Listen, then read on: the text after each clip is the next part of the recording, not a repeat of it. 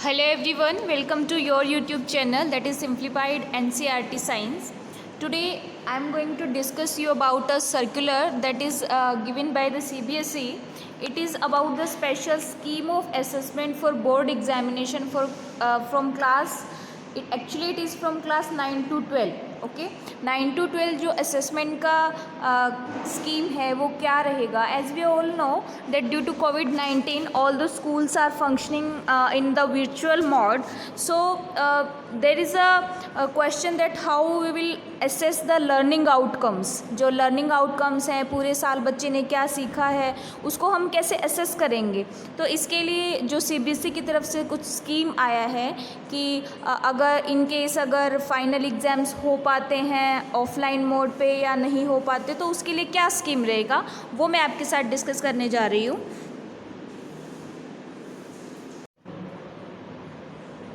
बेटा इस special scheme में हमारे कंप्लीट एकेडमिक सेशन को 2 पार्ट्स में डिवाइड किया गया है. You can say that 2 terms will be there. और फर्स्ट टर्म में 50% सिलेबस कवर होगा, सेकेंड टर्म में अनदर 50% सिलेबस कवर होगा. तो academic session will be divided into 2 terms with approximately 50% syllabus in each term. Syllabus for the board examination will be rationalised. Okay similar to that the last academic session जो हमने जुलाई 2021 में notify किया था. Schools जो हैं वो alternative academic calendar भी रखेंगे. इससे रिगार्डिंग क्या है कि एफर्ट्स जो हैं वो हमें स्टार्टिंग से ही लेकर चलने पड़ेंगे. We will have some internal assessment, practical project.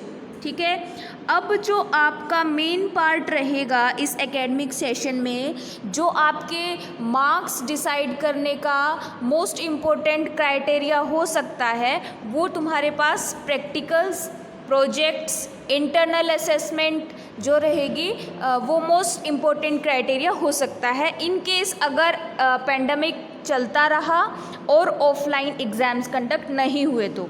ठीक है. तो अब डिटेल्स क्या हैं करिकुलम ट्रांसैक्शन की. क्लास 9th और 10th में इंटरनल असेसमेंट के बेस पर. अब वो इंटरनल असेसमेंट ऐसा नहीं है कि सिर्फ 1 मंथ की रहेगी. थ्रू आउट द ईयर वो असेसमेंट चलने वाली है. Through out the year irrespective of the term 1 and 2. Term 1 में क्या रहा, टर्म 2 में क्या रहा, उससे अलग एक इंटरनल असेसमेंट का रिकॉर्ड बनेगा हर बच्चे का, जो आपकी क्लास इंचार्ज, सब्जेक्ट टीचर्स जो हैं वो मेंटेन करके रखेंगे. इसमें क्या क्या इंक्लूड होगा. 3 पीरियोडिक टेस्ट होंगे. ठीक है. स्टूडेंट एनरिचमेंट एक्टिविटीज़ हैं, स्टूडेंट का पोर्टफोलियो. 3 पीरियोडिक टेस्ट होंगे, स्टूडेंट एनरिचमेंट एक्टिविटीज़ होंगी एंड स्टूडेंट का पोर्टफोलियो होगा. और उसके अलावा जो भी प्रैक्टिकल वर्क है, कोई स्पीकिंग लर्निंग एक्टिविटीज़ हैं, जैसे जो लैंग्वेजेस के पेपर्स हैं, लैंग्वेजेस के सब्जेक्ट्स हैं, उसमें स्पीकिंग लर्निंग एक्टिविटीज़ आपकी क्या रही, आपने कैसे प्रोजेक्ट्स को मेंटेन किया, वो सब आपका इंटरनल असेसमेंट का क्राइटेरिया रहेगा. क्लास +1 एंड +2 के लिए भी ये थ्रू आउट द ईयर चलने वाला है, टर्म 1 and 2 के इर्रेस्पेक्टिव. इसमें डिपेंड करेगा कि आपने एंड यूनिट टेस्ट में आपका क्या स्कोर रहा, एक्सप्लोरेटरी एक्टिविटीज़ क्या की आपने, और प्रैक्टिकल्स, प्रोजेक्ट्स उनको कितना ब्यूटीफुली मैनेज किया, कितना रिसर्च किया है तुमने उनके ऊपर, और उनको कितना ब्रिलियंटली तुमने एक थ्रू आउट उसका एब्स्ट्रैक्ट निकाला है. ठीक है. इस पे आपका डिपेंड करेगा कि आपकी इंटरनल असेसमेंट क्या होने वाली है. Now let's come to know that how term 1 examination and how term 2 examination will be conducted. Term 1 examination, at the end of the first term, board will organize term 1 examination. Okay, in a flexible schedule, यानी कि it will be student centered. It will be organized in November December, यानी कि term 1 जो है वो नवंबर दिसंबर में आपका organise होगा. जो क्वेश्चन पेपर होगा that will be of 90 minutes. आपको 90 मिनट मिलेंगे उसको सॉल्व करने के लिए. MCQ टाइप होगा. ठीक है. It will carry 90 questions. किस फॉर्म में? MCQs की फॉर्म में 90 क्वेश्चंस आपके पास होंगे और it will cover almost 50% of the syllabus 50% रहेगा। नवंबर दिसंबर में ये कंडक्ट किया जाएगा। 90 मिनट्स का क्वेश्चन पेपर होगा और 90 क्वेश्चन होंगे जो सभी MCQ टाइप होंगे, मल्टीपल चॉइस क्वेश्चंस होंगे। क्वेश्चन पेपर्स जो CBSE है वो स्कूल्स में भेज देगा मार्किंग स्कीम के साथ और वो आपके कंडक्ट कर लिए जाएंगे नवंबर दिसंबर में। उसके बाद जो टर्म 2 एग्जामिनेशन है वो ईयर के एंड में होगा।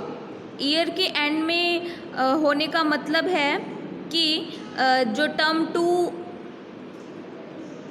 एग्जामिनेशन है उसमें जो रिमेनिंग 50% सिलेबस है वो आपका कवर किया जाएगा। जो भी रिमेनिंग 50% सिलेबस होगा वो कवर करेंगे और ये मार्च अप्रैल 2022 में कंडक्ट किया जाएगा। इसकी टाइमिंग्स होंगी 2 आवर्स की, ठीक है। और इसमें MCQs नहीं होंगे। जो आपका पिछले साल रिसेंट एक पैटर्न आया था पेपर का जिसमें हमारे पास केस स्टडीज़ होती हैं, वेरी शॉर्ट क्वेश्चंस हैं, शॉर्ट क्वेश्चंस हैं, लॉन्ग क्वेश्चंस हैं, वो सब आपका इसमें मेंशन किया जाएगा। ओपन एंडेड क्वेश्चंस हैं, ठीक है, वो सब आपका इसमें मेंशन किया जाएगा। मार्च अप्रैल 2022 में ये कंडक्ट किया जाएगा। लेकिन ये भी ये 2 आवर्स का होगा, ठीक है। अब in case the situation is not conducive for normal descriptive examination, अगर ये डिस्क्रिप्टिव एग्जामिनेशन नहीं हो पाता है, ठीक है, मतलब सपोज़ करो अगर मार्च अप्रैल में 3rd वेव आ जाती है कोविड की और ये डिस्क्रिप्टिव एग्ज़ाम नहीं हो पाता है, उस केस में टर्म 1 में जो आपने स्कोर किया था, वो जो 90 मिनट्स के MCQ बेस्ड एग्ज़ाम था, उसमें जो आपने स्कोर किया था उसके बेस पर आपका फाइनल रिज़ल्ट कंडक्ट किया जाएगा। फाइनल रिज़ल्ट आपका रिलीज़ किया जाएगा through the CBSE।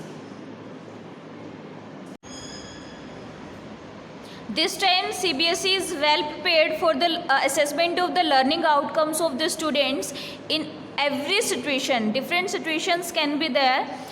The first situation is discussed in case the situation of the pandemic improves, यानी कि pandemic की situation improve होती है and students are coming to the school, then both term 1 and term 2 exams will be conducted at schools and their equal weightage will be given for the final preparation of the result, and based on these marks obtained by the student final record will be prepared, ठीक है। यानी कि term 1 और 2 दोनों के base पर final result जो है वो बच्चे का तैयार होगा और CBSE उसको रिलीज़ करेगा।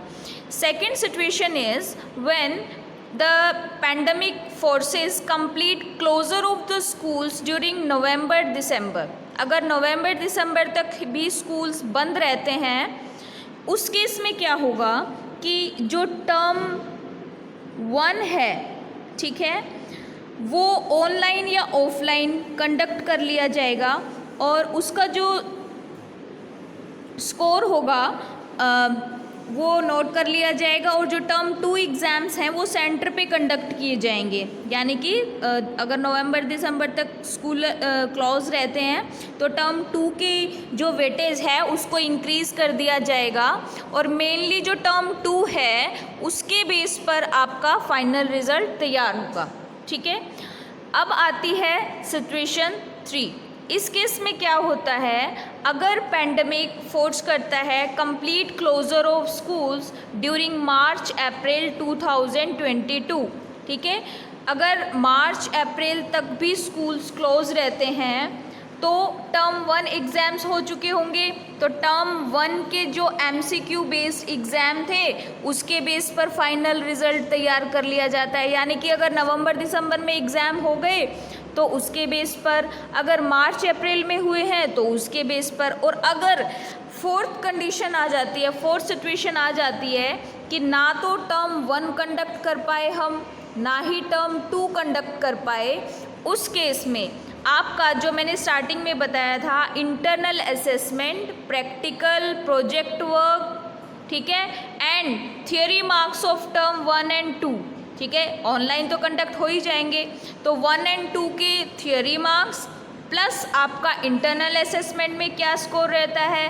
प्लस आपका प्रैक्टिकल्स आप कैसे कंडक्ट करते हैं, फिर प्रोजेक्ट वर्क में आपने क्या किया, उन सब का जो एक एवरेज वेटेज निकालकर और फिर सीबीएसई आपका फाइनल रिज़ल्ट रिलीज़ करेगा। तो इन 4 सिचुएशंस के लिए सीबीएसई ने ये असेसमेंट ऑफ लर्निंग आउटकम्स का एक स्कीम रखा है।